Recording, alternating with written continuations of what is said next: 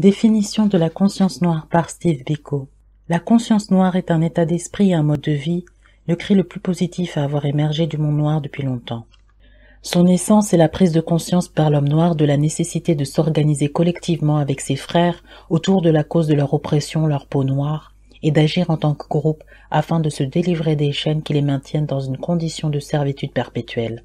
Elles se fondent sur un examen de leur propre personne qui les a finalement convaincus qu'en cherchant à fuir ce qu'ils sont et à imiter l'homme blanc, ils insultent l'intelligence de celui qui les a créés noirs. La philosophie de la conscience noire exprime donc la fierté collective et la détermination des Noirs à se soulever collectivement pour réussir à se réaliser en tant que personne.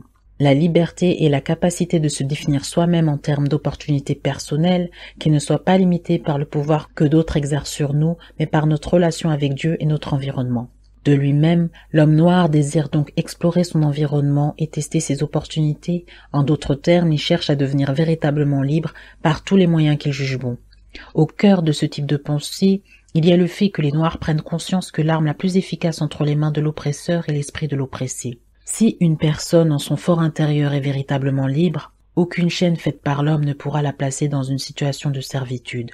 Mais si son esprit a été manipulé et contrôlé par l'oppresseur avec une efficacité telle que cette personne opprimée se met à croire qu'elle constitue un fardeau pour l'homme blanc, rien de ce qu'elle fera alors n'effraiera véritablement ses puissants maîtres. Toute réflexion inspirée de la conscience noire permet donc à l'homme noir de s'appréhender en tant qu'être à part entière.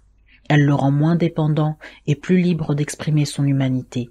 En fin de compte, il ne pourra plus supporter que l'on tente d'éclipser la portée de son humanité. Pour aller plus loin, je vous conseille le livre suivant, Conscience noire, écrit d'Afrique du Sud, 1969-1977 de Steve Biko. N'hésitez pas à vous abonner à la chaîne YouTube, à activer la cloche pour recevoir les notifications lors des publications des prochaines vidéos, et je vous dis à bientôt.